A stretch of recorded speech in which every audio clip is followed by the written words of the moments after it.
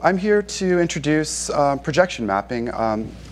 There's a lot of applications for how projection mapping is used and what can be done with it. So I've got a small selection of our work to give you guys, to talk to some of the case points around what the techniques are and what we're doing with it.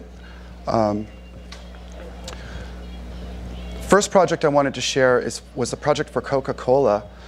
It was their 125th anniversary. This is a relatively flat projection project. It's their headquarters in Atlanta, so it's a skyscraper scale building that's flat. So this is kind of like it's a basic, but it's very much about scale.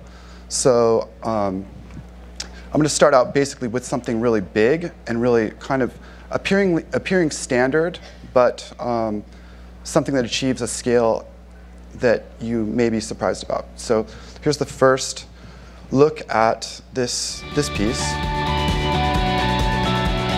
So this is Coca-Cola's headquarters. It's a 450-foot tall building.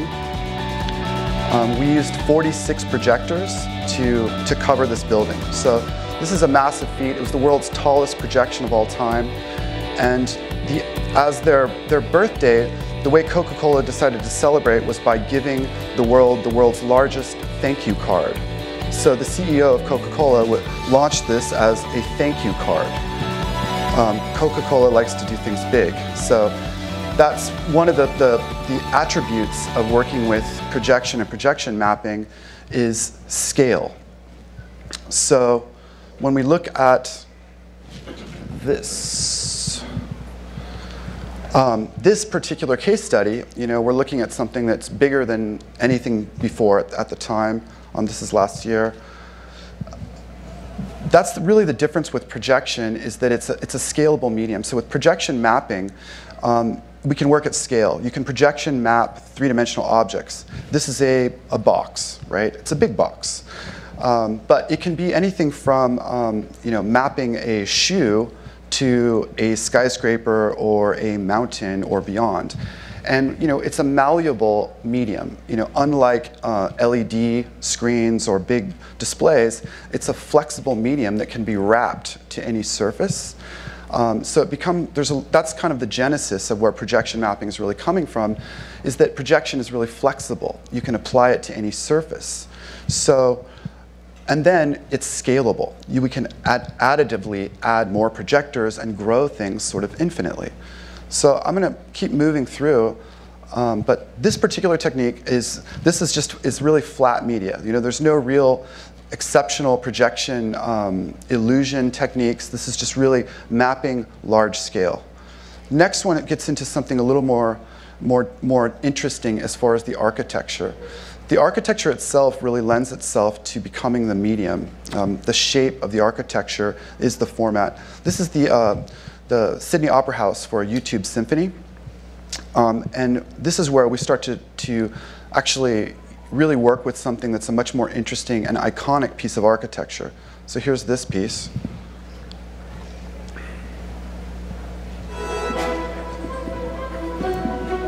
So we also did the interior. So there's a relationship here happening between the inside of the building and the outside of the building. This is also, beyond just being an interior and exterior projection mapping case, we also made the interior and the exterior dynamic to the live symphony. So the building was living and breathing and expressing in real time to what the orchestra was doing. So it was it was a very fun project. We also had sort of a transparency theme here, where we had cameras on stage that we were beaming out across the harbor and then integrating live feeds into the architecture. Let's see, this is mostly interior. But the shape is a lot more interesting, and the inside is, the inside's beautiful.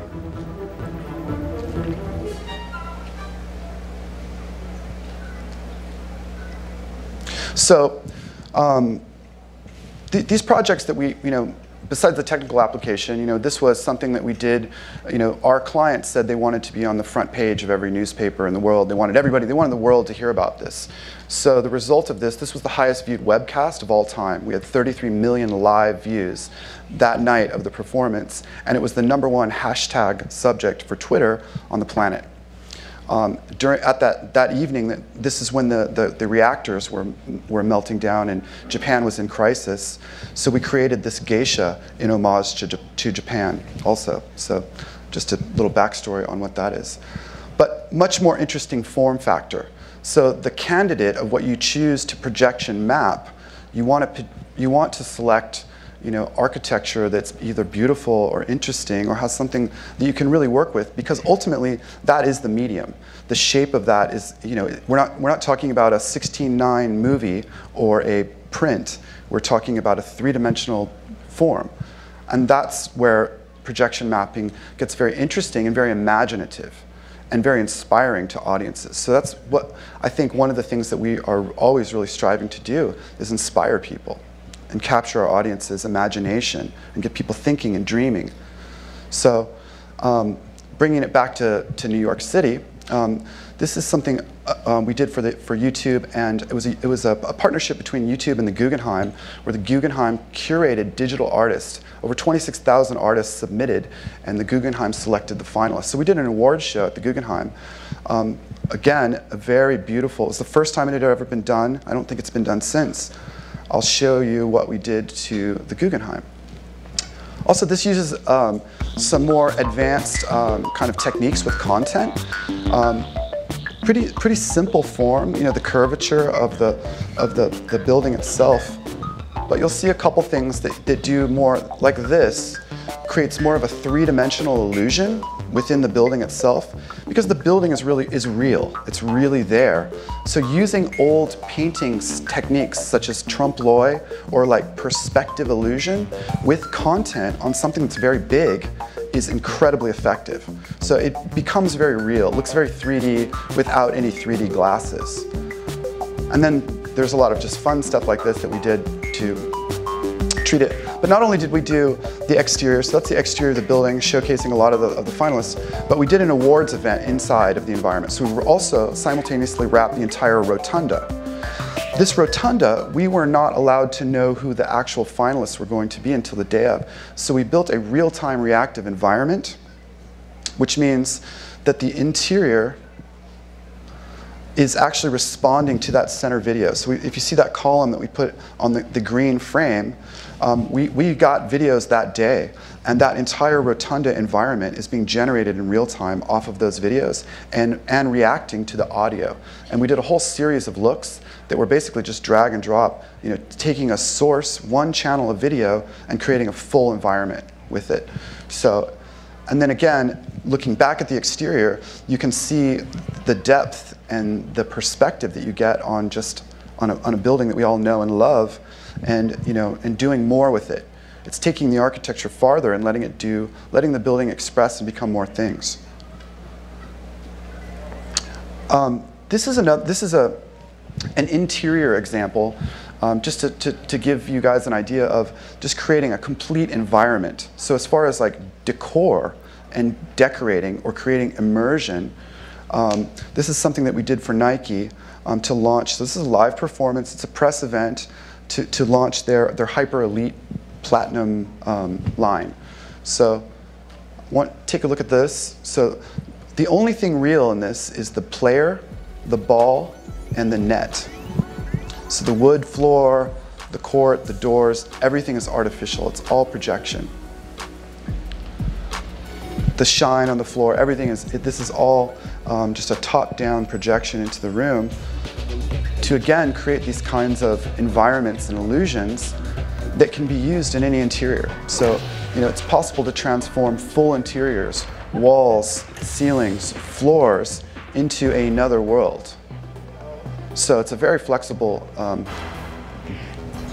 interior design decoration method. So there's a lot of flexibility with what you can do with this stuff. So obviously these are drastic transitions in what the content is doing. And this is a quickly developed project, so forgive our choreography. And we're not choreographers either, so. But yeah, it's very transformative. So it's a powerful medium, as far as creating environment and creating illusion and really working with inspiring our audiences. So just a couple more frames. I think my favorite of this piece was just the lacquered wood. I mean, it looked, even there, it looked real. So I like the idea of us crossing the boundary of what we don't, with perception and illusion, to things that we can't tell the difference anymore, but we don't care because we love it. So that's part of the entertainment of it. So here's another example of something very big. This is the Sheikh Zayed Grand Mosque in Abu Dhabi that we did earlier this year for the UAE's 40th National Day anniversary. There's a vision around the mosque, and I don't know how much I should talk about this, but I think I just want to show you something that's more culturally significant. This is a big story in itself, but take a look at this as far as scale.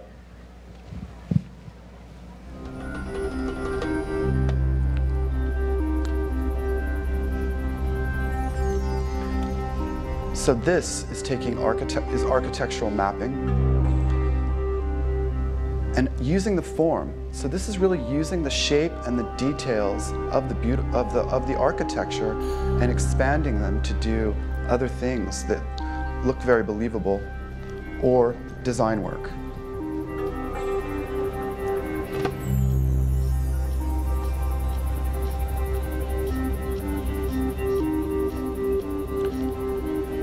To give you a sense of scale, the towers are 350 foot tall.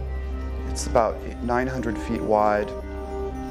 The domes in the background go back about another 1,000 feet back, so they're like the size of the Capitol buildings. The Capitol building. You can see some people up close there just to get a sense of some of the scale. So this is really a transformative piece. So this is a way of taking architecture and being able to evolve it thematically and use light and the form factor to really expand on what's already there. The ranges of these projects, so like I said, that's the medium, right? Using light as a medium, and it gives us the freedom of scale. So there's no limit of the range. Like I said, we could projection map a small object with a small one projector, or we could go up to something like this, which we're using 44 projectors to cover something very big. So that's a pretty wide range, and we're continuing to expand that right now and go to some even more extreme, larger scales. But I think the point of it is it's really about inspiring people and capturing their imaginations and getting people dreaming and excited and thinking about these things, thinking about the message and the event. So that's really what it's about for us, from kind of why we do it. I guess sort of how we do it and how it works and what to do with it is, I think what we really do is we really begin with what are our objectives, what are our goals with the project, and then work backwards from there with our imaginations and creativity, in collaboration to create something that will really achieve those kinds of goals. Do you guys have questions for me, or? I just have one. I have a lot of questions, but I'm only going to ask one because we're tight on time. But that was absolutely unbelievable. The question that I think is probably in most people's minds is, obviously these are the coolest things to see. How small can you do this, and do you need to have a boatload of cash in order to be able to pull this off? Right. So if we want to do something small on here, how scaled down can you do it so people can think of projection mapping even when they don't have a gigantic budget? Yeah, I mean, was that everyone's was that a pretty close everyone's question? Okay. Yeah, that's what I was trying to express, is that there is no limit to the scale, big or small. So like doing furniture or a set or an object, a small object, or even the nerdlier stuff is like microscopic projection mapping, where we're doing like under a microscope, like small forms like crystals and salts, because we're nerdly and we're in San Francisco and that's what we do. But we're also, so it's very, very cost effective. It's not overly complicated. That the tools, we develop a lot of the tools. It's something that's very achievable. Within modest budgets, but those budgets scale up to pretty grand scale. And it really is just literally, scale to project is scale to budget. So, that's probably the simplest way to look at that. Perfect. What else? That was great. Big hand for Travis. Thank you so much.